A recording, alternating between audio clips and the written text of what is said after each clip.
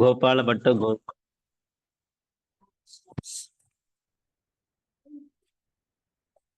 கோபாலபட்ட கோஸ்வாமி நம்ம சில வகுப்புக்கு முன்னாடி பேசியிருந்தோம். சைத்தன்ய மகாபிரபு அவரை எத்தனாவது கோஸ்வாமிகளா சந்திக்கிறார்? சிலவர் வரிசை சொல்லியிருந்தோம். முதல்ல இவங்களை தான் பார்த்தாங்க, அப்புறம் இவங்களை பார்த்தாங்கன்னு சொல்லி. அந்த வரிசை கிரமத்துல கோபாலபட்ட கோஸ்வாமி எத்தனாவது நபரா வரார்?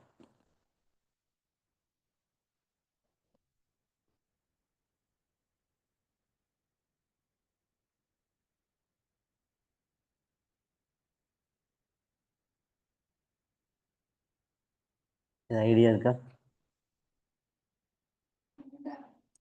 ரெண்டாவதா? ஓகே, அதனால மாதாஜிக்கு எல்லாரும் ஒரு ஹரிபோல் சொல்லுங்க. ஹரிபோல். எஸ், ரெண்டாவது நபர் கோபால்பட்ட கோஸ்வாமி. ஓகேங்களா? முதல்ல யாரு? முதல்ல 6 கோஸ்வாமிகள்ல ரூப கோஸ்வாமி தலைவர். முதல்ல யாரை பார்க்கிறார் சைத்தன்ய மகாபிரபு?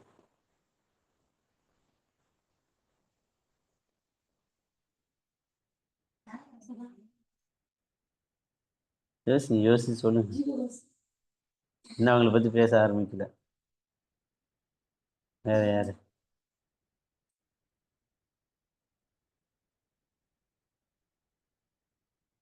முதல்ல பார்க்க ஆரம்பிக்கிறது ரகுநாத தாச கோஸ்வாமி தான் முதல்ல பார்க்கிறாங்க. அப்புறம் தான் கோபால்பட்ட கோஸ்வாமியை பார்க்கறாங்க. ஓகே. கோபாலபட்ட கோஸ்வாமி 1503 வருடம் இந்த உலகத்துல தோன்றுறாங்க. சைத்தன்ய மகாபிரபு தென்னிந்திய யாத்திரை தொடங்கி வராங்க. என்ன வராங்க? தென்னிந்திய யாத்திரை.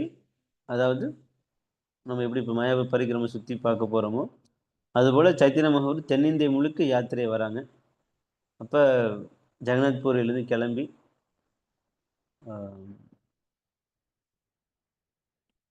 கூர்மக்ஷேத்திரம் அப்படின்னு சொல்லி சொல்லப்படுது. அதான் நெக்ஸ்ட் வரக்கூடிய இடம் கூர்மக்ஷேத்திரம்.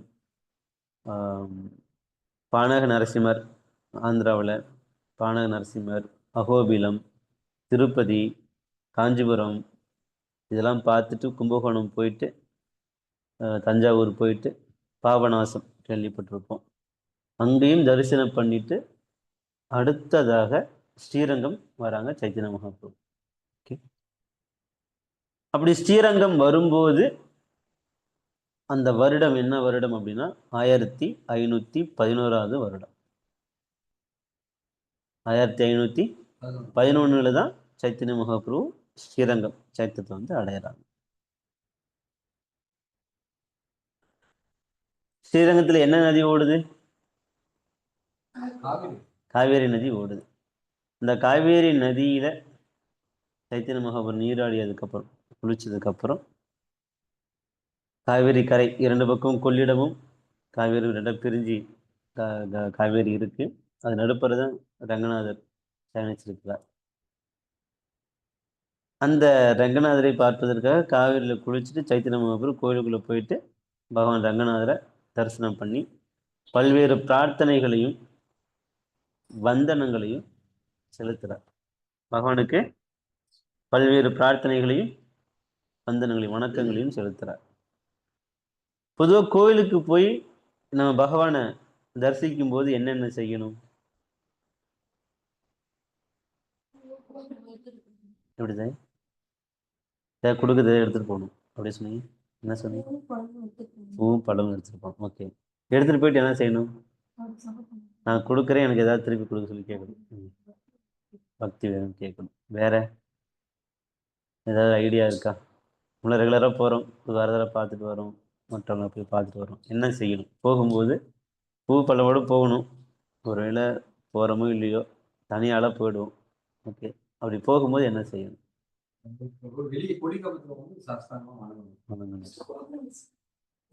கோபுர தரிசனம், அப்புறம் கொடிக்கம்பம் தரிசனம், பிரணாமம்.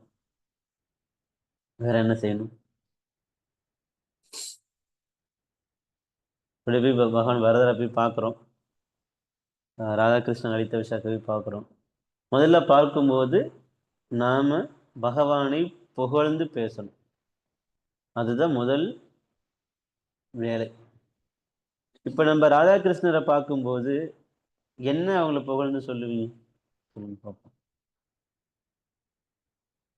ராதாகிருஷ்ணரை பார்க்குறோம், விழுந்து வணங்குறோம். அப்ப என்ன மந்திரம் சொல்லி வணங்குவீங்க? ஹரே கிருஷ்ண கிருஷ்ண கிருஷ்ண ஹரே ஹரே, ஹரே ராம ஹரே ராம ராம ராம ஹரே ஹரே. இப்படிங்கிறத மந்திரம் பொதுவான மந்திரம். அதாவது அவங்களுக்கும் தனிப்பட்ட ஒரு மந்திரம் இருக்கு. அது தெரியாத போது இந்த ஹரே கிருஷ்ணன் சொல்லிக்கலாம், தப்பு கிடையாது. ஆனா அவங்களுக்கு தனிப்பட்ட முறையில சில மந்திரமும் இருக்கு. அது ஏதாவது தெரியுமா?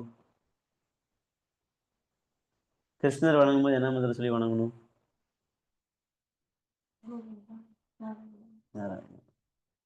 பேரு மந்திரம் ரெண்டுக்கு வித்தியாசம் இருக்கு. அது பஞ்ச தத்துவருக்கு சொல்றோம். ராதாகிருஷ்ணன் வழிபடும் போது நம்ம செய்யறோமா அப்படின்னு சின்ன கேள்வி. அதனாலதான் இவ்வளவு யோசனை. நான் அது நிறைய செய்யறதே கிடையாது. ஓகே. ராதாகிருஷ்ணரை விழுந்து வணங்கும் போது அவங்களை புகழ்ற மாதிரி இருக்கக்கூடிய ஸ்லோகம். ஹே கிருஷ்ணா கருணா சிந்தோ தீனபந்தோ ஜெகத்பதே கோபேஷ கோபிகா காந்த ராதா காந்த நமஸ்துதே சப்த காஞ்சன கௌராங்கி ராதே விருந்தாவனேஸ்வரி ரிஷபானு சுதே தேவி பிரணமாமி ஹரிப்ரியே. இப்படிங்கிற மாதிரி அவங்கள புகழ்ந்துட்டு அவங்கள பிரார்த்தனை பண்ணணும். இந்த பிரார்த்தனை புகழ் ரெண்டும் ஒரே சமயத்துல இருக்கணும். முதல்ல அவங்கள புகழணும். இரண்டாவதாக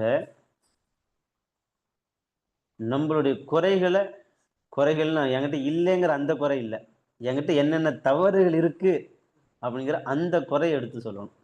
எங்கள் வீட்டில் அரிசி கம்மி, தானியம் கம்மி, காசு கம்மி, அந்த குறையை சொல்லக்கூடாது. நான் போட்டியோட இருக்கிறேன், பொறாமையோட இருக்கிறேன், இன்னும் என்கிட்ட பக்தி இல்லை, பக்தியில் நான் அந்த குறையை எடுத்து சொல்லணும். இது இரண்டாவது விஷயம். மூன்றாவதா அந்த குறைகளை நிவர்த்தி பண்ணணும், அவருடைய கருணை வேணும்னு சொல்லி கேட்கணும்.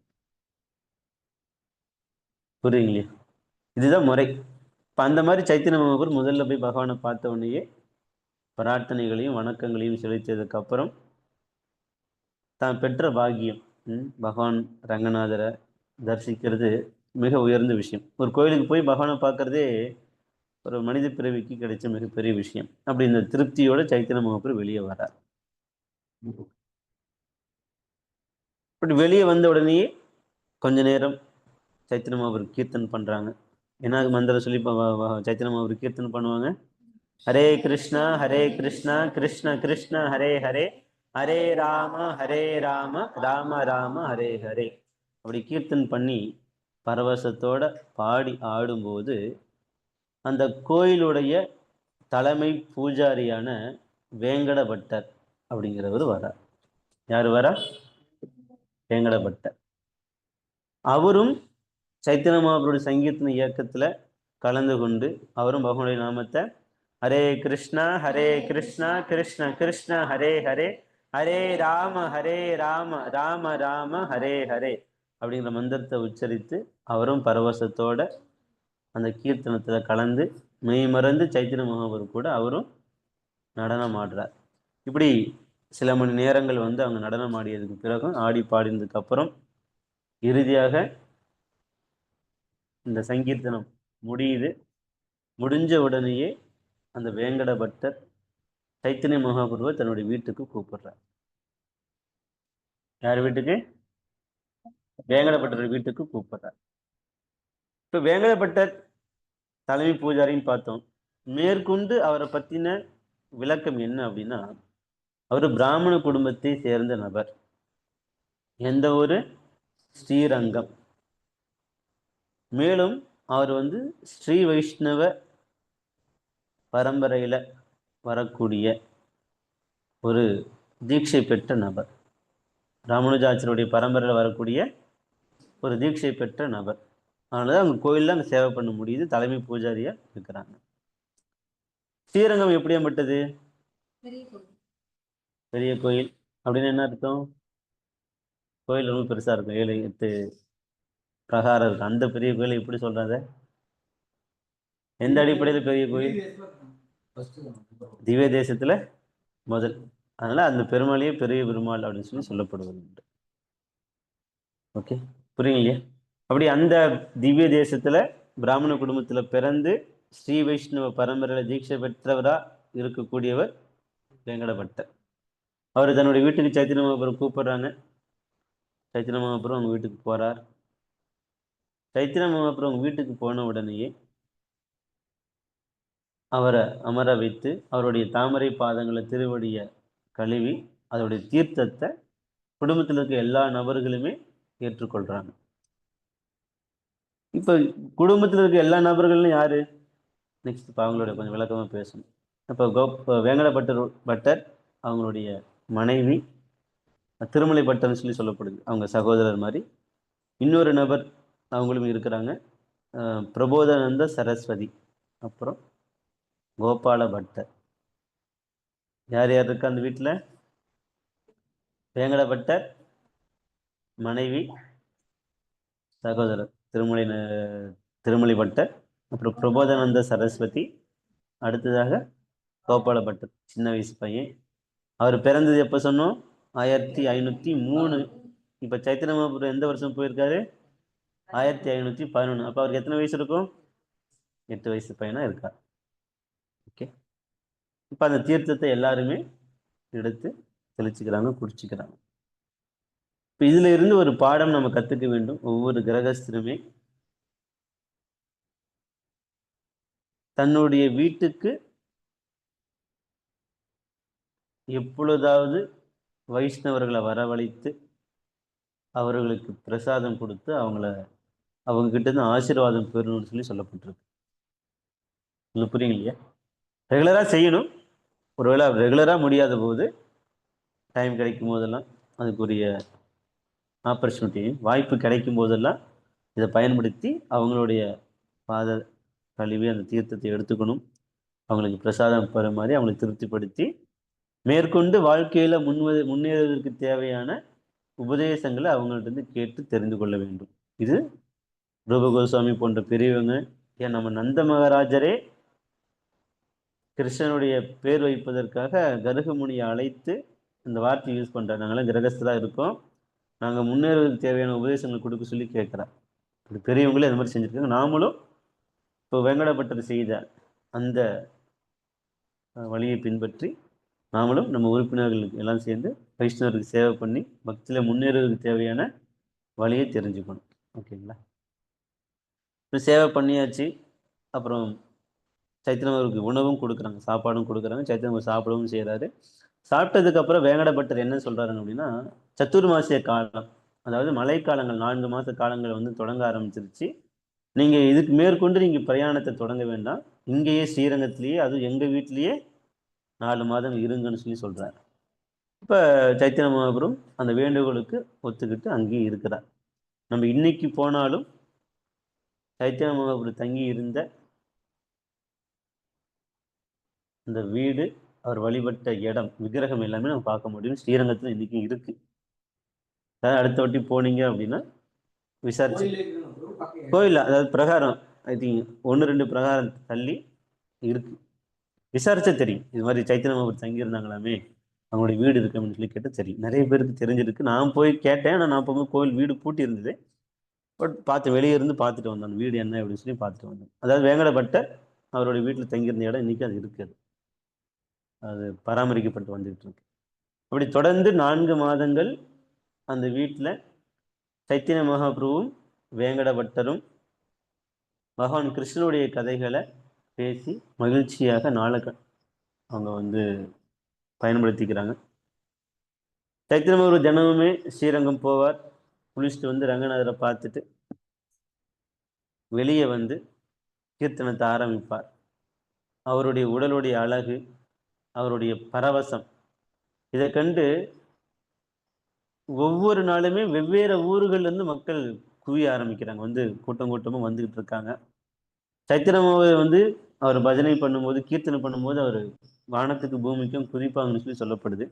இப்படி குதிச்சு எல்லாரையும் ஹரி ஹரி அப்படி சொல்லுவார். எல்லாரையும் ஹரே கிருஷ்ணா ஹரே கிருஷ்ணா கிருஷ்ண கிருஷ்ண ஹரே ஹரே ஹரே ராம ராம ராம ஹரே ஹரே சொல்லி எல்லாரும் சொல்ல வைப்பாங்க.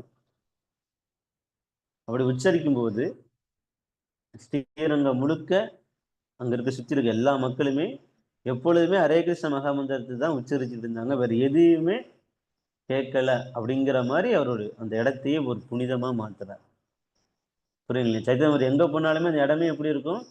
பகவானுடைய நாமமா ஒழிச்சுக்கிட்டே இருக்கும். அது ஒரு கரண்ட் ஷாக்கு மாதிரி. இப்போ நான் கரண்ட் பிடிச்சிட்டு இருக்கேன், என்ன யாராவது தொட்டேன்னா அவங்களுக்கு ஷாக் ஆகும். அது மாதிரி ஒவ்வொருத்தரும் தொடர்ந்துகிட்டே போகும்ல. அது மாதிரி சைத்தன்ய மகாபிரபு தான் யார் ஒருத்தர் ஹரிநாமம் கேட்குறாங்களோ அவங்ககிட்ட அப்படி பரவிக்கிட்டே போய்கிட்டே இருக்கும் அது.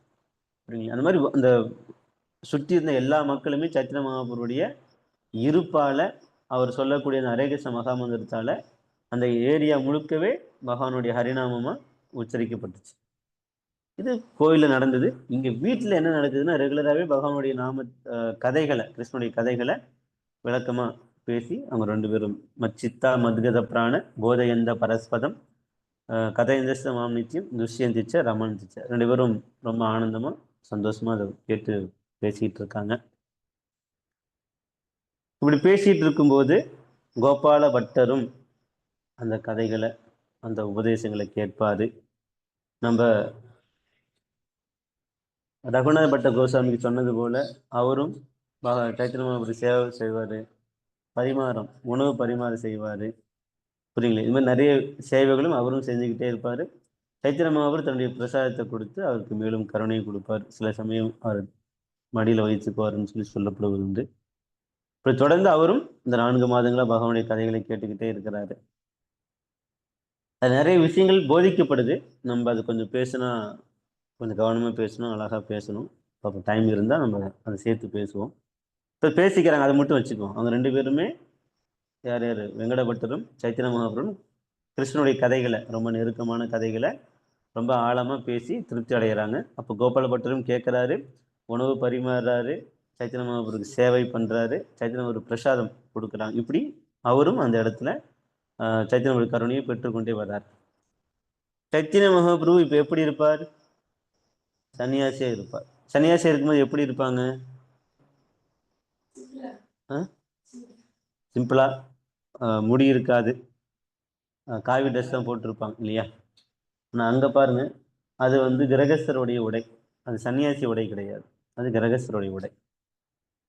கோபாலப்பட்ட கோசாமிக்கு என்ன ஒரு ஆசை அப்படின்னா, இவர் சைத்தன்ய பழகிட்டு இருக்கார் இல்லையா? அப்போ அவருக்கு என்ன ஆசைன்னா, சைத்தன்ய மகாபிரபு வீட்டில் இருக்கும்போது எப்படி இருப்பார், இளம் வயசு பையனா, அதாவது இளமைனா புரியுங்க இல்லையா, சன்னியாசத்துக்கு முன்னாடி எப்படி இருப்பார்னு சொல்லி பார்க்க ஆசை.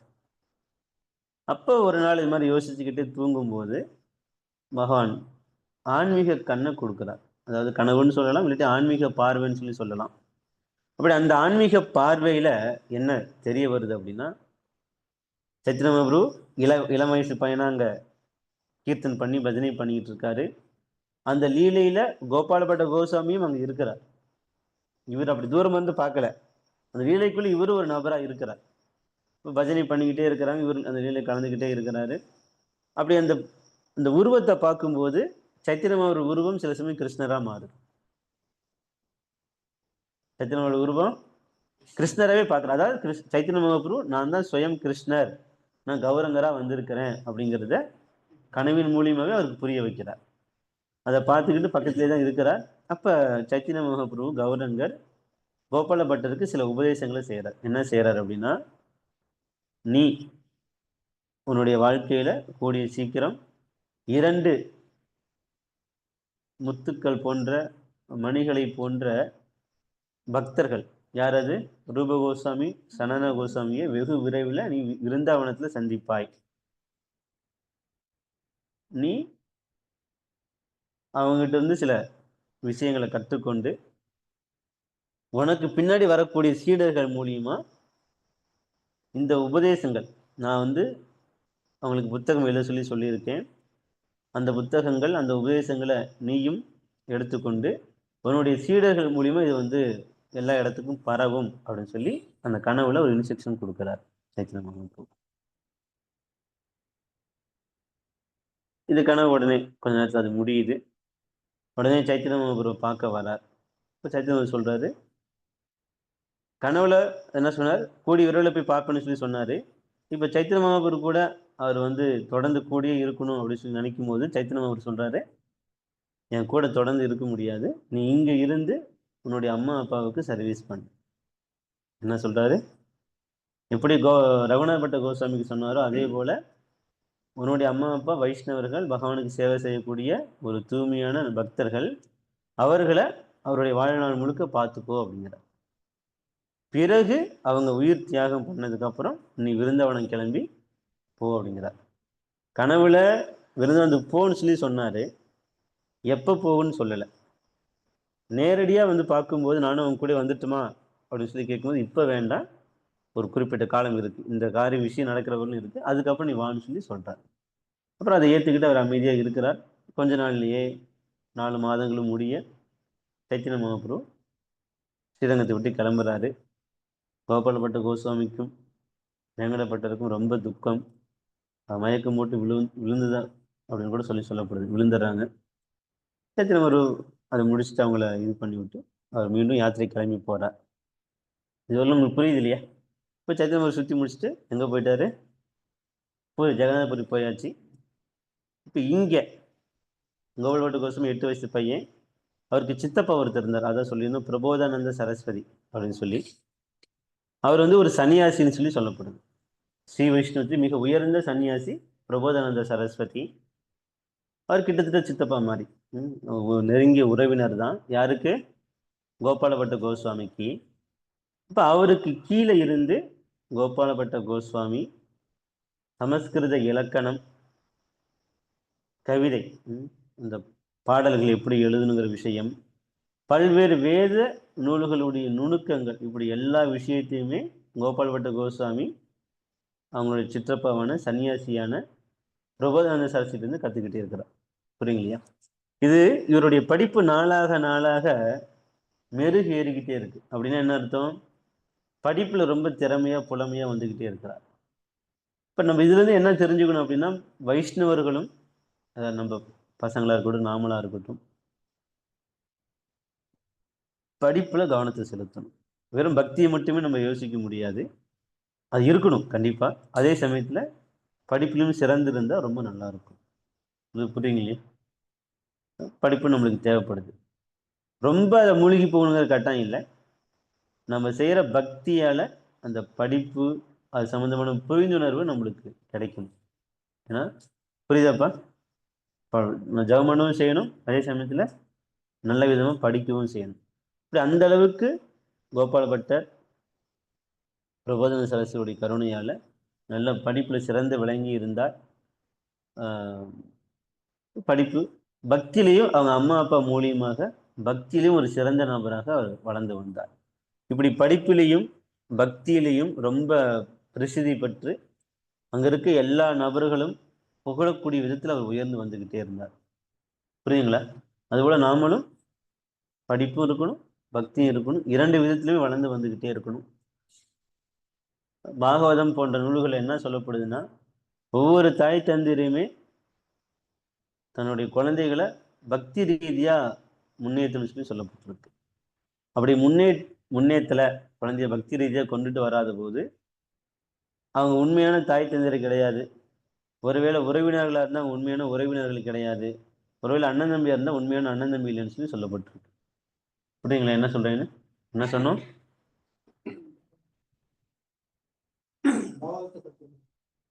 பக்தியை சொல்லிக் கொடுக்கணும். அப்படி சொல்லிக் கொடுக்காத போது அம்மா அப்பா கிடையாது, உறவினர்கள் கிடையாது, அண்ணன் தம்பி கிடையாது. புரியுங்களையா? அதனால பக்தியுமே கூட சேர்ந்து படிப்பும் முக்கியம். அது 2மே நம்ம செஞ்சு கொடுக்க வேண்டியது நம்ம கட்டாயம்.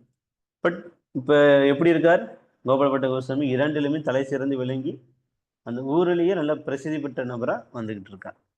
இப்படி அவர் படிப்பு ஒரு பக்கம் வளர்ந்துகிட்டு இருக்கு, முன்னேறி போயிட்டு இருக்கார். அவங்க அம்மா அப்பாவுக்கு ஒரு பக்கம் வயசாகிக்கிட்டே இருக்கு. இப்போ ஒரு குறிப்பிட்ட நாள் கழிச்சு கோபாலபட்டரை கூப்பிட்டு, இது மாதிரி எங்களோட உயிர் பிரிய போகுது, நாங்கள் வைகுண்டம் கிளம்ப போகிறோம், நீ இப்போ விருந்தாவனம் கிளம்பலாம், நீ விருந்தாவனத்துக்கு போன்னு சொல்லி உயிர் பிரியும் முன்பே உத்தரவையும் கொடுத்துட்றாங்க கோபாலபட்ட கோஸ்வாமிக்கு. புரியுங்களா? அதுக்கப்புறம் உயிர் தியானம் பண்ணதுக்கப்புறம் அந்த வேலையில முடிச்சுட்டு கோபாலபட்ட கோஸ்வாமி கிளம்புறார். இப்ப சொல்லி கொடுத்தாரு, யார் சொல்லி கொடுத்தாரு? பிரபோதானந்த சரஸ்வதி. அவங்க தான் கோபாலபட்ட கோஸ்வாமிக்கு சிக்ஷை கொடுத்த, அதாவது தீட்சா கொடுத்த குருவும் அவரு தான். கட் பண்ணு. ஓகே. தீக்ஷா குரு யாரு? அவரு பக்தி சம்பந்தமா, வேத நூல்கள் சம்பந்தமா எல்லா நுணுக்கங்களையும் சொல்லி கொடுக்கறதுனால அவரு தான் தீக்ஷா குருவா இருந்தார். யாருக்கு? கோபாலபட்ட கோஸ்வாமிக்கு. பொதுவாக எல்லா நபருக்குமே சைத்தன்ய மகாபிரபு தான் மெயின் இன்ஸ்பிரேஷன். அவர் உள் உணர்வு வந்து தூண்டுறது சைத்தன்ய மகாபிரபு தான். நம்ம இந்த பிரபோதானந்த சரஸ்வதி பத்தி பேசும்போது, இப்போ வேங்கடப்பட்டர்கிட்ட பேசிக்கிட்டு இருந்தாங்க இல்லையா, கிருஷ்ண கதையை பேசிக்கிட்டு இருந்தாங்க. அதே போல பிரகாசானந்த சரஸ்வதி, இவர் சன்னியாசின்னு சொன்னோம். பிரபோதானந்த சரஸ்வதி இவர்கிட்ட இருந்தும் சைத்தன்ய மகாபிரபு டிஸ்கஸ் பண்ணுவார். ஒரு ஸ்ரீ வைஷ்ணவ சன்னியாசி சைத்தன்ய மகாபிரபுடைய விளக்கங்களை கேட்டு, போதனைகளை கேட்டு, கிருஷ்ண பக்தி தான் உயர்ந்தது அப்படிங்கிறத புரிந்து கொண்டு ஸ்ரீ வைஷ்ணவ சன்னியாசத்திலிருந்து வைஷ்ணவ, அதாவது கௌடிய வைஷ்ணவ சன்னியாசியா மாறிட்டார். அவர் கௌடிய வைஷ்ணவ பக்தராக மாறிட்டாரு. இப்போ அவரு தான் யாருக்கு தீட்சை கொடுக்குறான்? கோபாலபட்ட கோஸ்வாமி கொடுக்குறார். அப்போ பரம்பரை எந்த பரம்பரையா இருக்கு? கௌடிய பரம்பரையா தான் இருக்கு. புரியுங்களே? அவர் முன்னாடி இருந்தாலும் சைத்தன்யோட தீட்சை வாங்கினதுக்கு அப்புறம் அந்த பிரபோதானந்த சரஸ்வதி எப்படி மாறிட்டாரு? கௌடி வைஷ்ணவரா மாறிட்டார். அவரு தான் சைத்தன்ய இது கோபாலபட்ட கோஸ்வாமிக்கு தீட்சை கொடுக்குறாரு. அப்போ பரம்பரை கரெக்டாக தான் இருக்கு. உங்களுக்கு புரிஞ்சுக்க முடியும் இல்லையா? இப்படி அவங்க அம்மா அப்பா உயிர் தியாகம் பண்றாங்க. அவங்களோட உத்தரவின் அடிப்படையில் கோபாலபட்ட கோஸ்வாமி எங்க கிளம்பி வர்றாரு? பிருந்தாவனத்துக்கு கிளம்பி வர்றார். இது நாள்கள் குறைஞ்சபட்சம் ஒரு 10-15 வருஷம் ஆகுது. 30 வயசு, 30 வருஷம் அவர் இங்க இருந்துதான் சொல்லப்படுது. எங்க? ஸ்ரீரங்கத்துல கிட்டத்தட்ட 30 வருஷங்கள். 11 வயசு, அதுக்கப்புறம் ஒரு 10-15 வருஷம் அவர் இங்க இருந்தது சொல்லி சொல்லப்படுது. இப்போ அவர் எங்க போயிட்டார்? விருந்தாவனம் போயாச்சு.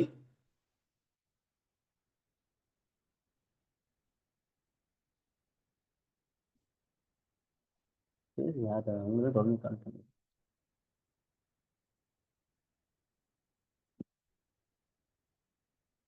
விருந்தாவனம் போயிட்டாங்க. யார் யாரு? கோபாலபட்ட கோஸ்வாமி விருந்தாவனம் போயாச்சு. அங்க ரூப கோஸ்வாமியும் சனாதன கோஸ்வாமியும் அவங்கள வரவேற்று இருக்கிறாங்க. சைத்தன்ய மகாபிரபு இங்க பூரில் இருக்கும்போது ஏற்கனவே லெட்டர் போட்டிருக்காரு. இந்த மாதிரி இங்க கோபாலபட்ட கோஸ்வாமி சொல்லி ஒருத்தர் வருவாரு, அவரை நீங்க பார்த்துக்கணும்னு சொல்லி சொல்லியிருக்காங்க. இப்போ அந்த அடிப்படையில் இவர் போயாச்சு. அவங்க இவரை வரவேற்று அங்கே ஒன்றா வச்சு சேவை பண்ணிக்கிட்டு இருக்காங்க. எல்லாம் ஒன்றா சேர்ந்து பண்ணிக்கிட்டு இருக்காங்க. லெட்ரு போடுறாங்க. இந்த மாதிரி கோபாலபட்ட கோஸ்வாமி விருந்தாவனம் வந்தேன்னு சொல்லி சைத்தன்ய லெட்ரு போடுறாங்க. சைத்தன்ய மகாபிரபு அதில் திருப்தி அடைந்து அவர் பதில் லெட்ரு எழுதுறாரு. சில பொருட்களையும் கொடுத்து அனுப்புறாரு. யாருக்கு? கோபாலபட்ட கோஸ்வாமிக்கு. கொடுக்கும்போது மணப்பலகை, சைத்தன்ய மகாபிரபு யூஸ் பண்ண மணப்பலகை, அவருடைய ட்ரெஸ், ஒரு சின்ன துணி, அப்புறம் ஒரு உள்ளன் சால்வை, போர்வையும், இந்த 2-3 விஷயங்களை கோபாலபட்ட கோஸ்வாமிக்கு கருணையாக கொடுத்து அனுப்புகிறார். ஏன்னா அது சின்ன வயசில் பார்த்தது, அதுக்கப்புறம் பார்க்கவே இல்லை. அப்போ அவருடைய ஞாபகார்த்தமாக இருக்கணும்னு சொல்லி சில விஷயங்களை கொடுத்து அனுப்புகிறார். லெட்டர் எழுதி அனுப்புகிறாங்கன்னா, ரூப கோஸ்வாமியே சனாதன கோஸ்வாமியே, நீங்கள் கோபாலபட்ட கோஸ்வாமி ஒரு சகோதரர் போல, உங்களுடைய இளைய சகோதரர் போல நீங்கள் பார்த்துக்கணும் அப்படின்னு சொல்லி சொல்கிறார். அதே சமயத்தில் கோபாலபட்ட கோஸ்வாமிக்கும் என்ன கருத்து இருக்குன்னா, ஒரு விளக்கம் கொடுக்குறாங்கன்னா, நீங்கள் ரூப கோஸ்வாமி சனாதன கோஸ்வாமிக்கு புத்தகங்கள் எழுதுவதில் உதவி புரியணும் அப்படின்னு சொல்லி சொல்கிறார். உதவி புரியணும். அதுக்கு மேற்கொண்டு சில வார்த்தையை சொல்றார். நீங்களும் வேத இலக்கியங்களை, சாஸ்திரங்களை படிக்கணும் அப்படின்னு. வெறுமனுமே நீங்க ஹெல்ப் பண்ண மட்டும் சொல்லல, நீங்களும் உங்களை முன்னேற்றிக்கணும், நீங்களும் ரெகுலராக படிக்கணும்னு சொல்லி சொல்லப்படுது. பொதுவாக நம்ம வந்து தீட்சை வாங்கினதுக்கு அப்புறம் நிறைய பேர்த்து ஜெபம்னு சொல்லி சொல்லிக் கொடுப்போம், எல்லாம் செய்வோம். பட் நாம் நிறைய படிக்க மாட்டோம், நாம் நிறைய விஷயத்த தெரிஞ்சுக்க மாட்டோம். அது அப்படி இருக்கக்கூடாது. நம்மளும் 4 பக்தர்களை உருவாக்கவும் செய்யணும், அதே சமயத்தில் நம்மளை நாமே முன்னேற்றிக்கவும் செய்யணும், மெருகேற்றிக்கவும் செய்யணும். இதுதான் சரியான முறை. தீட்சை வாங்கிட்டா எல்லாம் முடிஞ்சு போச்சுங்கிற அர்த்தம் கிடையாது. சொல்றது புரியுங்க இல்லையா? அப்படி அந்த விஷயத்த கோபாலபட்ட கோஸ்வாமிக்கு சொல்லி கொடுக்குறாரு சைத்தன்ய மகாபிரபு. கரெக்டா சொல்றது புரியுங்க இல்லையா? மற்றவங்களுக்கு ஹெல்ப் பண்ணு, மேலும் நீ தெய்வீக அறிவிலையும் முன்னேற்றிக்கோ உயர்த்திக்கோன்னு சொல்லி சொல்றார். இப்படியாக ஒரு சில வருடங்கள் கோபால் பட்ட கோஸ்வாமி யாரு கூட இருந்து சேவை பண்ணிட்டு இருக்காங்க? ரூப கோஸ்வாமி, சனாதன கோஸ்வாமி கூட சேவை பண்ணிட்டு இருக்காங்க. இந்த பக்கம் சைத்தன்ய மகாபிரபு தன்னுடைய லீலையை முடிச்சுட்டு அவர் கிளம்பி போயிடுறாங்க. புரியுதா? இவர் இங்கே வந்தாலும் கொஞ்ச நாள் கழிச்சு சைத்தன்ய மகாபிரபு மறைஞ்சிடுறாரு. இங்கே அவர் நூல்களை எழுதிட்டு இருக்கார். பல வருடங்களா ரூப கோஸ்வாமி கூட சனாதன கோஸ்வாமி கூட இணைந்து பல்வேறு நூல்களை எழுதிட்டு இருக்காங்க, ஜபம் பண்ணிட்டு இருக்காங்க, பக்தியை பிரச்சாரம் பண்ணிட்டு இருக்காங்க. ஒரு நாள் தோணுது யாருக்கு? கோபால்பட்ட கோஸ்வாமிக்கு நம்ம கொஞ்சம் தீர்த்த யாத்திரையா போயிட்டு வருவோமான்னு சொல்லி தோணுது. அப்போ அவர் தீர்த்த யாத்திரையை கிளம்பி எங்கே போறார் அப்படின்னா முக்திநாத் அப்படின்னு சொல்லி சொல்லுவாங்க. பேர் வச்சிங்க, அது கரெக்டாக அவங்களுக்கு எப்படி தெரியுதுல. கண்டகி நதி கேள்விப்பட்டிருக்கீங்களா? இந்த இமாலயத்திலேருந்து வரக்கூடிய நதி கண்டக நதி. முக்திநாத்னு சொல்லி பெருமாள் இருக்கா. எப்படி பத்ரிநாத் சொல்கிறோமோ அதே போல் இன்னொரு இடம் நேபாளம். இது எந்த இடம்? ஒரு நேபாளத்தில் முக்திநாத்னு சொல்லி பகவான் இருக்கார். அங்கேருந்து நதி ஒன்று வருது, கண்டகி நதின்னு சொல்லி. அந்த நதியில தான் சாலிகிராம் சிலை கிடைக்கும். அந்த நதியில் என்ன கிடைக்கும்? சாலிகிராம்னா என்ன அர்த்தம்? சாலிகிராம் சிலைன்னா என்ன அர்த்தம்?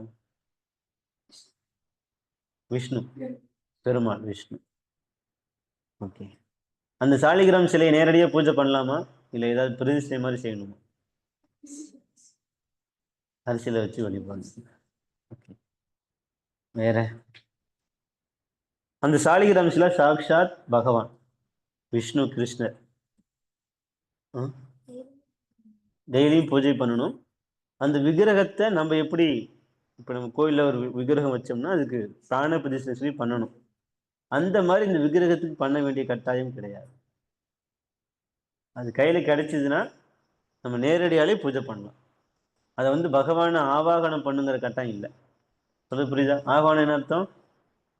சிலையை வச்சதுக்கப்புறம் வேத மந்திரங்களை உச்சரித்து அந்த பகவானை வர வைப்பாங்க. அந்த மாதிரி சாலிகிராம் சிலையை பண்ணுங்கிற கட்டாயம் இல்லை. அது இயல்பாகவே பகவான் தான்.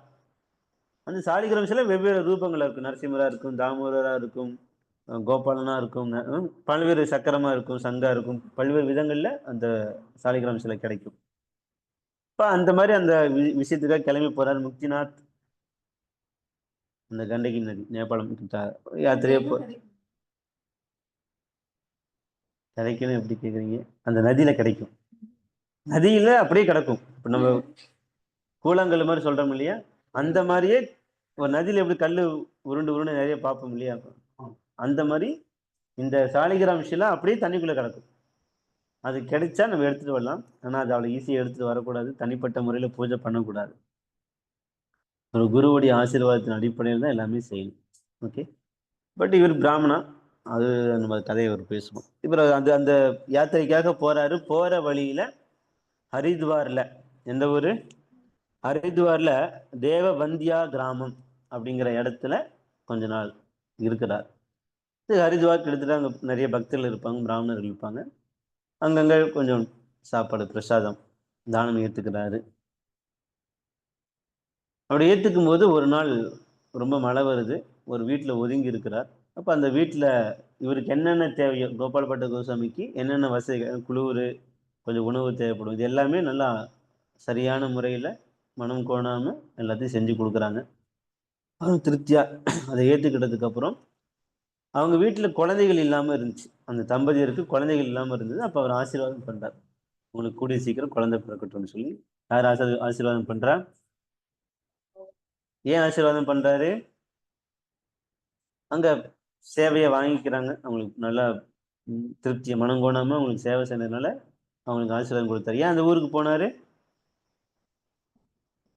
முக்திநாத் தீர்த்த யாத்திரை போயிட்டு இருக்கும்போது அந்த வழியில தான் இது இருக்கு. ஹரித்வாருங்கிறது இது தாண்டி தான் நம்ம முக்திநாத் போகணும். இப்போ ஹரித்வாரில் தங்கி இருக்காங்க. அப்போ இந்த ஒரு நிகழ்வு நடக்குது. அப்போ அந்த பிராமணர் சொல்கிறார், அந்த யார் உணவு கொடுத்தாங்களோ தங்க வச்சாங்களோ அவங்க சொல்கிறாங்க, எனக்கு ஒரு மகன் பிறந்தால் முதல் குழந்தைய நான் உங்களுடைய சேவைக்காக கொடுத்துருவேன் அப்படிங்கிறார். யாருக்கிட்ட? கோஸ்வாமிகிட்ட சொல்கிறார். அவர் அது பெருசாக எடுத்துக்கல, அது அவங்களோட விருப்பம். நம்ம விருப்பம் ஒரு குழந்தை இருக்கணும், நல்லா சேவை பண்ணிட்டோம், அவங்கள பராமரிக்கட்டும் சொல்லி பகவான் சேவைக்கு இருக்கட்டும் சொல்லி கொடுத்தார். அவர் என்ன சொன்னார்? அப்படி எனக்கு ஒரு குழந்தை தெய்வத்தின் அருளை கிடைச்சதுன்னா அதை நான் கிருஷ்ணனுடைய சேவைக்கு நான் கொடுத்துட்றேன் அப்படின்னு சொல்லி அவர் சொன்னார். இது நடந்துருச்சு. இந்த விஷயத்தை முடிச்சுட்டு ஹரித்வார் தேவவந்திய கிராமத்தில் சுற்றி பார்த்துட்டு அந்த பக்கம் ஹரித்வார் முடிச்சுட்டு இப்போ கண்டகி நதி இருக்கக்கூடிய முக்திநாத்தை நோக்கி போகிறாரு. அங்கே பகவானை தரிசனம் பண்ணிட்டு அந்த நதியில் குளிக்கிறாங்க. அப்படி நதியில் குளிக்கும்போது பொதுவாக அவர் வந்து கையில் கமண்டெலாம் வச்சுருப்பாங்க. சன்னியாசிகள் கேள்விப்பட்டிருக்கீங்க கமண்டல்னு சொல்லி. அந்த கமண்டல் தண்ணி மொண்டு குளிக்க முயற்சி பண்ணுறார். அப்படி முயற்சி பண்ணும்போது அப்படி தண்ணி விட்டு முள்ளும் போது அதில் 12 சாலகிராம் சிலை உள்ள வந்துடுது. இவர் கீழே அரிசி அல்ற மாதிரி அல்லல, நெல் அல்ற மாதிரி அல்லல, ஜஸ்ட் தண்ணியோட மொண்டு ஊத்துறாரு. அப்படி தண்ணி உள்ள விட்டு முள்ளும் போது எத்தனை சிலை வந்துடுது? 12 சிலைகள் அது உள்ள வந்துடுது. இது என்னடா தெரியாம வந்துருச்சு போலான்ட்டு கீழே கொட்டிட்டு திருப்பி தண்ணி மொழுறாரு. திருப்பியும் 12 சிலைகள் உள்ள வந்துடுது. திருப்பி கீழே கொட்டிடுறாங்க. ஏன்னா அவருக்கு தேவையில்லை, அவருக்கு எழுதுற வேலை நிறைய வேலை இருக்கு. அப்ப திருப்பி கொண்டு திருப்பி 3வது முறை வந்துருச்சு. திருப்பி விட்டு திருப்பி அல்றாரு. இது மாதிரி 3-4 முறையும் செய்யறாரு. 4 முறையுமே விக்கிரகம் கையில வந்துகிட்டே இருக்கு. சாலிகிராம் சொல்லி அந்த என்ன சொன்னாது குளிக்கிறதுக்கு கமண்டத்துல வந்துகிட்டே இருக்கு. இப்போ அவர் என்ன புரிஞ்சுக்கிறோம், இது பகவானுடைய இச்சை போல. நம்ம எத்தனை முறை செஞ்சாலும் சில விஷயங்கள் நடக்குதுன்னு சொல்லி எடுத்துக்கிட்டு அது பகவானுடைய இச்சைங்கிறத ஏத்துக்கிட்டார். நம்ம இதை நம்ம ரகுநாதாஸ் கோஸ்வாமி விஷயத்துல பேசும்போது இந்த விஷயத்தை பேசியிருந்தோம். இப்போ நிறைய முறை தப்பிக்க முயற்சி பண்றார், ஆனால் தப்பிக்க முடியல. அப்போ அது என்ன விருப்பம், பகவானுடைய விருப்பம்னு சொல்லி நம்ம புரிஞ்சுக்கிட்டோம். அதே போல பாருங்க, இந்த இடத்துல ஒரு சில விஷயங்கள் வேண்டாங்கிறாரு, ஆனால் சில விஷயங்கள் வருது. இப்போ நம்ம இதுலேருந்து என்ன புரிஞ்சுக்கணும், சில விஷயங்கள் இப்போ பக்தி பண்ணிக்கிட்டு இருக்கோம் நாம பகவானுக்கு சின்சியராக, நமக்கு தெரிஞ்சவங்களும் நல்லா முழுசாக பண்ணுறோம். அப்படி சில விஷயங்கள் வருது, அது நல்லதாக இருக்கட்டும் கெட்டதாக இருக்கட்டும். நம்ம கண்டிப்பாக நோய் நொடி வந்து ஆஸ்பத்திரிக்கு போவோம், வருவோம், செய்வோம், எல்லாம் செய்வோம். அது ஒரு தடவைக்கு 2 தடவைக்கு 3 தடவை போகும்போது அது ஓரளவுக்கு சரியாகலை அப்படின்னா இது அவர் கொடுத்துருக்க நம்மளுக்கு ஒரு டெஸ்ட். பிரச்சனையா இருந்த டெஸ்ட், மகிழ்ச்சியா இருந்தா அவருடைய கருணை அப்படிங்கிற மாதிரி ஏத்துக்கிட்டு நம்ம கிருஷ்ண உணர்வோட அதை கடந்து போக முயற்சி பண்ணணும். புரியுங்க? ரொம்ப நீங்க அதை வந்து கடக்கணும்னு முயற்சி பண்ணீங்கன்னா நீங்க கிருஷ்ணனை மறக்கிற மாதிரி போயிடும். புரியுங்க? இப்ப அவரு அதை ஏத்துக்கிட்டார். ஏன்னா இதெல்லாம் ஏன் சொல்றேன் அப்படின்னா, இனிமேல் வாழ்க்கையில நிறைய விஷயங்கள் வரும், நிறைய விஷயங்கள் போகும். இது நம்மளுடைய ஆச்சாரங்களுடைய அடிப்படையில் அந்த அந்த விஷயங்களை ஏத்துக்கணும். ஒரு அவங்க ஒரு வாழ்க்கையின் மூலியம் நமக்கு சில உபதேசங்களை கொடுக்குறாங்க. அப்போ நம்ம அந்த விஷயத்தை ஏற்றுக்கணும். இப்போ கோபாலகுண்ட கோஸ்வாமி அந்த விக்கிரகத்தை எடுத்துக்கிட்டு சின்ன ஒரு துணியில் சுருட்டி தன்னுடைய கழுத்தில் போட்டுக்கிட்டு அவர் கிளம்பி எங்கே வந்துடுறாரு, பகவானை தரிசனம் நினச்சி எங்கே போக நினைச்சாரோ தீர்த்த யாத்திரை போயாச்சு, மீண்டும் விருந்தாவனத்துக்கே வராரு. வந்து தெரிவிக்கிறாங்க, இந்த மாதிரி சிலை எனக்கு கிடைச்சது அப்படி சொல்லி சொல்கிறாங்க. அப்புறம் அதை வழிபட சொல்லி சொல்கிறாங்க. ரூப கோஸ்வாமி, சனாதன கோஸ்வாமி அதை வழிபட சொல்லி சொல்கிறாங்க. அப்புறம் பொதுவாக பகலில் அப்படி நெஞ்சிலே கட்டியிருப்பார். நைட்டு சமயத்தில் ஒரு மரத்தில் அது கட்டி தொங்க விட்டுருவாங்க. மரத்துக்கு கீழே அங்கே படுத்திருப்பாங்க. இதுதான் அவங்க வேலை. ஒவ்வொரு நாளைக்கு ஒவ்வொரு மரத்தில் அங்கங்கே தூங்கிட்டே இருப்பாங்க. போகும்போது கையிலே வச்சுருப்பாங்க, நைட் ஆனால் அங்கே தூங்க வச்சுருவாங்க. இந்த சிலை எப்படி இருக்கும்? சாலிகிராம் சிலை உருண்டையாக இருக்கும். நம்ம நார்மலாக விக்கிரகம் மாதிரி கிருஷ்ணர் மாதிரி கை காலோட முகத்தோடு இருக்காது, சின்னதாக இப்படி தான் இருக்கும். இப்போ அவருக்கு மனசுக்குள்ள என்ன ஒரு ஆசை, ஒரு எண்ணம் வருது அப்படின்னா,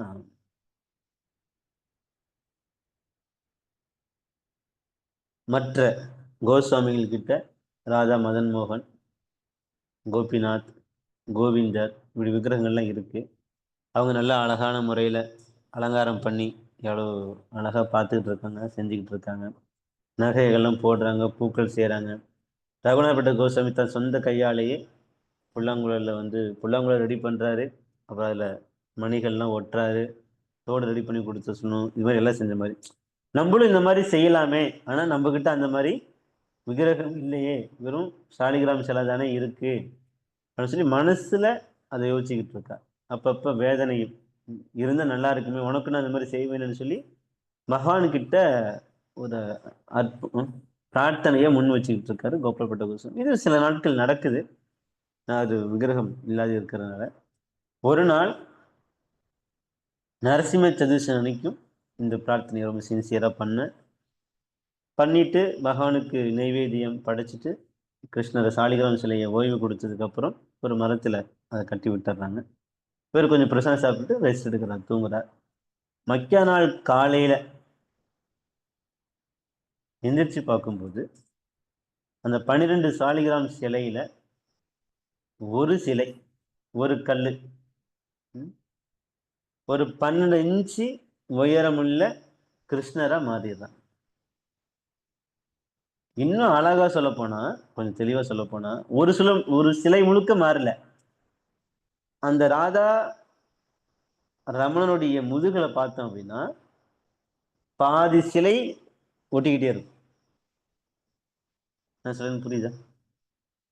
முழு கல்லு மாறிடல, அந்த ஒரு கல்லுல பாதி அப்படி சிலையா இப்படி, புரியுங்களா? ரெண்டு பார்ட்டா சொல்லுவோம், இப்படி இப்படி சொல்றோம் இல்லையா? இந்த பக்கெட் ஃபுல்லா உருவமா இருக்கு, பின்னாடி அந்த கல் அப்படி ஒட்டினா அப்படியே இருக்கு. அப்படின்னு என்ன அர்த்தம்? அந்த விக்கிரகம் தான் இந்த உருவமா மாறி இருக்கு அப்படிங்கிறத காட்டுற மாதிரி இருக்கு. ஒரே ஒரு சிலை மட்டும், மற்ற 11 சிலைகள் சின்ன சின்னதா அப்படி இப்படி இருக்கும். விடிஞ்சு பார்க்கும்போது அப்படி இருக்காது. அந்த உருவம் வந்து அழகா இருக்கும், கண்கள் நல்லா அழகா இருக்கும். நம்ம காட்டுறோம் கொஞ்ச நேரத்துல. கை நல்ல புலங்கள் வச்சாப்புல இருப்பாரு, திரிபங்க ரூபத்துல 3 வளைவுகளோட இருக்கக்கூடிய பெருமாள். காலு, கண், கை எல்லாமே அழகா பார்க்க முடியும். ரொம்ப நைஸா. நம்ம நம்ம வடிச்சா கூட இவ்வளவு அழகா வரைய முடியாது, இவ்வளவு அழகா வடிக்க முடியாது. பகவான் சுயமாவே தோன்றியிருப்பார். யாருக்காக? அவர் என்ன வேண்டிக்கிட்டார்? நானும் சேவை பண்ணுமேன்னு வேண்டிக்கிட்டார். இப்ப யாருக்கு பகவான் கிருஷ்ணருக்கு உண்மையாலுமே சேவை பண்ணணும் அப்படின்னு சொல்லி ஒரு விருப்பம் இருக்கோ, பக்தியில முன்னேறணும், தீட்சை பெறணுங்கிற விருப்பம் இருக்கோ, அந்த நபர்களுக்கு பகவான் கண்டிப்பா கருணை காட்டுவார். இந்த ஒரு பாடத்தை நம்ம கோபால்பட்ட கோஸ்வாமியுடைய வாழ்க்கையிலிருந்து கத்துக்கலாம். சின்சியரா ஒரு பிரார்த்தனை பண்றாங்க, இந்த மாதிரி உனக்கும் அலங்காரம் பண்ணி நான் உன்னை சந்தோஷப்படுத்தணுமே அப்படின்னு சொல்லி ஆசைப்படுறான். ஏன்னா இப்போ ஒரு பட்டு துணியால அவருக்கு, ஏன்னா பட்டு துணிங்கிறது துணிகளிலே உயர்ந்த துணி இல்லையா? அந்த பட்டு துணியால அவருக்கு அலங்காரம் பண்ணலாம். முத்து, வைரம் பொதிச்ச தங்கம், வெள்ளியால் ஆன மணிகள், காதணிகள், கொலுசு இந்த மாதிரி செஞ்சு போடலாம், மோதிரங்கள் செஞ்சு போடலாம். இதெல்லாம் அவருக்கு சேவை செய்யக்கூடிய ஒரு வாய்ப்பு கிடைக்குது. பட் அது இல்லாம உங்களை அது மாதிரி அலங்காரம் செஞ்சு பார்க்க முடியாம தவிக்கிறேனேன்னு சொல்லி யோசிக்கும் போது அந்த பிரார்த்தனைக்காக கிருஷ்ணர் அந்த உருவத்துல காட்சி அளிக்கிறார். அந்த ஒரு சிலாவுக்கு பேர் என்னன்னா தாமோதர சிலான்னு சொல்லி சொல்றாங்க. சிலாவுக்கு பேர் என்ன? அது ஒவ்வொருத்துக்கும் ஒரு பேர் இருக்கு. சொன்னேன், நரசிம்மர்னு சொல்லி சொல்லுவாங்க, வராகர்னு சொல்லுவாங்க, அது கிருஷ்ணர்னு சொல்லுவாங்க, தாமோதர்னு சொல்லுவாங்க. ஒவ்வொரு நபருக்கும் சில சில அறிகுறி இருக்கும். வாய் திறந்தாப்புல இருந்து லைட்டா பல்லு மாதிரி தெரிஞ்ச நரசிம்மர் மாதிரி ஆன்னு சொல்லி சொல்ற மாதிரி, புரியும் இல்லையா? சில சில சக்கரம் மாதிரி இருக்கும், சங்கு மாதிரி இருக்கும். அது நஞ்சில கிடைக்கிறவங்களுக்கு அது கரெக்டா புரிய வரும். இது தாமோதர சிலா. இந்த சிலை தான் எப்படி மாறி இருக்கு? கிருஷ்ணரா மாறி இருக்கு. ஓகே, இது தெரிய வந்து எல்லா கோஸ்வாமிகளும் இந்த விஷயத்துக்காக தேடி வராங்க. எப்படி பகவான் சுயமா தோண்டி இருக்கான்னு பார்க்க வந்தா எல்லா கோஸ்வாமிகளும் ஆச்சரியம். வெறும் 12 இன்ச்சு சிலை தான், அவ்வளவு தத்துரூபமா பகவான் இருக்கார். எல்லாருமே கோபால்பட்ட கோஸ்வாமிக்கு ரொம்ப ஆசீர்வாதம் கொடுக்குறாங்க, நீ தொடர்ந்து சேவை பண்ணு அப்படின்னு சொல்லி. அவங்களுக்கு பேரும் வைக்கிறாங்க. என்ன பேர் வைக்கிறாங்க? என்ன பேரு? ராதா ரமணர் அப்படின்னு சொல்லி பேர் வைக்கிறாங்க. நம்ம என்னென்ன விக்கிரகம் பார்த்துட்டு இருக்கோம், யார் யார் வழிபட்டதை பார்த்துட்டு இருக்கோம்? ரூப கோஸ்வாமி வழிபட்டது ராதா கோவிந்த், சனாதன கோஸ்வாமி வழிபட்டது மதன் மோகன், ரகுநாத் தாஸ் கோஸ்வாமி வழிபட்டது கோபிநாத், ரகுநாத் பட்ட கோஸ்வாமி வழிபட்டது ராதா கோவிந்த். அது யாருடைய டிடி? இவருக்கு தனிப்பட்ட முறையில இல்லை, ரூப கோஸ்வாமி கீழே இருந்து சேவை பண்ணி பாகவதம் படிச்சதுனால அந்த விக்கிரகத்தையும் அவர் பார்த்துக்கிறார். இப்ப கோபால்பட்ட கோஸ்வாமி பத்தி நீங்க பார்த்துட்டு இருக்கோம், அவருடைய விக்கிரகத்துடைய பேர் என்ன? ராதா ரமணர். அப்படின்னு என்ன அர்த்தம்? जय जय राधा रमन बोल, जय जय राधा रमन हरि बोल, जय जय राधा रमन हरि बोल, जय जय राधा रमन हरि बोल, जय जय राधा रमन हरि बोल, जय जय राधा रमन हरि बोल। हरे कृष्णा कृष्ण कृष्ण हरे हरे, हरे राम राम राम हरे हरे।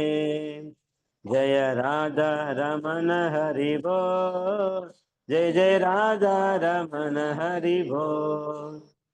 அப்படின்னு என்ன அர்த்தம்? ராதா ராமன் என்ன அர்த்தம்? ராதா கிருஷ்ண இணைஞ்சிருக்கிற மாதிரி. ராதான்னா ராதா, ரமணன்னா என்ன அர்த்தம்? கிருஷ்ணர், ராமனர். ஓகே, இது நல்லா இருக்கு. இன்னொரு கேள்வி என்ன அப்படின்னா, நம்ம ஹரே கிருஷ்ண மகாமந்திரம் உச்சரிக்கிறோம் இல்லையா, அல்ல கிருஷ்ணங்கிறது யாரு குறிக்குது அப்படின்னா என்ன அர்த்தம்? கிருஷ்ணர் தான் குறிக்குதுங்க. அது ஒண்ணு, அது என்ன அர்த்தம் அந்த பேருக்கு, கிருஷ்ணங்கிற பேருக்கு? கிருஷ்ணா அப்படின்னா என்ன அர்த்தம்? வசீகரிக்கக்கூடியவர். சூப்பர். கிருஷ்ணா அப்படின்னா அனைவரும் ஈர்க்கக்கூடியவர், வசீகரிக்கக்கூடியவர். ராமா அப்படின்னா என்ன அர்த்தம்? அது ராமரா? கரெக்டா? ராமனை யாரு குறிக்குது? எப்படி கிருஷ்ணர் குறிக்குது? எந்த அடிப்படையில சொல்றீங்க? ராமன் தெளிவா ராமர் குறிக்குது, அகிலா சொல்ற மாதிரி, மாதாஜி சொல்ற மாதிரி. அது என்ன கிருஷ்ணர் ஏன் மாத்துறீங்க? ராமர் கிருஷ்ணன் ஒண்ணு. அப்ப ராமர் சொல்லணும் தப்பு இல்லைல்ல, ரெண்டு பேரும் ஒண்ணு தானே. கேள்வி புரியுங்க இல்லையா? ராமர் கிருஷ்ணர் ராமர் ஒண்ணுனா ராமரை ராமரா பார்க்கலாம். கிருஷ்ணனுடைய அவதாரம் தான் ராமர்னு பார்த்து தனிப்பேராவே சொல்லலாம் இல்லையா? புரியுதா சொல்றது என்ன சொல்றேன்னு? புரியுதா? கேள்வி குழப்புதா? குழப்பலையா? ஹரே கிருஷ்ணா அப்படிங்கிறது ராதா கிருஷ்ணா குறிக்குது. ஹரே ராமங்கிறது யாரை குறிக்குது? ராதாகிருஷ்ணன் தான் குறிக்குது அப்படிங்கிறது அவன் அதிகமாக அது சொல்லிட்டாங்க. அகிலா என்ன சொல்றாங்கன்னா, அது சீதாராமரை குறிக்கிற மாதிரி சொல்றாங்க. அப்படிதானே? ராமர் குறிக்க இந்த ஹரே வந்து ராதாராணி குறிக்காது, அது இணையாது. கரெக்டா? கரெக்டா தப்பா சொல்லுது? ஹரேங்கிறது ராதாராணி இல்லையா?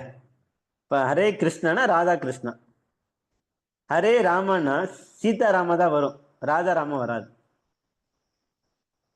இதை யோசிச்சு பார்த்துருக்கீங்களா என்னைக்காவது? யோசிச்சு பார்த்தா தான் பெஸ்ட். அப்பதான் பக்தியில நல்லா இன்னும் முன்னேற முடியும். இது ஹரே கிருஷ்ண மகாமந்திரத்தை பொறுத்தவரை இந்த ரெண்டு டைப். ஒன்று கிருஷ்ணரை பார்க்குறோம், இன்னொன்று ராமரை பார்க்குறோம். ஏன்னா ரெண்டு பேரும் தான் இதிகாசங்கள்ல சிறப்பாக சொல்லப்படுது. ராமாயணம், மகாபாரதம். புரியுதா? இப்போ அவங்களுக்கு ஒரு பேர், மேல கிருஷ்ணா கீழே ராம. இது ஒரு கருத்து. ஆனா கௌடிய வைஷ்ணவர்களை பொறுத்தவரையிலும் அந்த ராமாவும் தசரத ராமர் கிடையாது. இந்த ராதா ரமணர் தான் அந்த ராமங்கிற வார்த்தை குறிக்குது. இப்ப ராதா அந்த ராமன் என்ன அர்த்தம்? அந்த ராமாங்கிறது தசரத ராமன் கிடையாது, ராதா ரமன். அந்த பேர் தான் ஹரே ராமான்னு சொல்லி சொல்றோம். இப்ப ரமணான என்ன அர்த்தம், ராமான என்ன அர்த்தம்?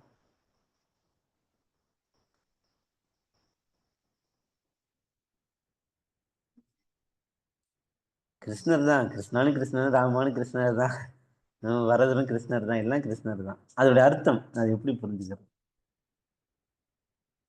ஓகே. ரமன், ரமன் அப்படின்னா, ராமா அப்படின்னா ஆனந்தத்தை கொடுப்பவர், ரம்யமா இருப்பாங்க, கேள்விப்பட்டிருக்கீங்க. அப்படின்னா ஆனந்தமா இருக்கிறாங்கன்னு அர்த்தம். ஆனந்தத்தை கொடுப்பார்கள் அப்படின்னு அர்த்தம். யாருக்கு ஆனந்தத்தை கொடுப்பாரு? ராதாவுக்கு. ராதா ரமன் அப்படின்னா ராதைக்கு இன்பத்தை கொடுப்பவரே. ராதா கிருஷ்ணானா ராதையை கவர்னவரே அப்படிங்க. ஹரே கிருஷ்ணானா ராதையை கவரக்கூடியவர், ராதா ரமன்னா ராதைக்கு இன்பத்தை கொடுக்கக்கூடியவரே அப்படின்னு சொல்லி சொல்லப்படுது. புரியுங்க இல்லையா? அப்ப நம்ம கௌடிய வைஷ்ணவர்களாகிய நாம கிருஷ்ணா ராமான்னு உச்சரிக்க தேவையில்லை. ரெண்டுமே கிருஷ்ணான்னு உச்சரிக்கணும். அந்த கிருஷ்ணரை சொல்லும்போது ராதைய கவரக்கூடிய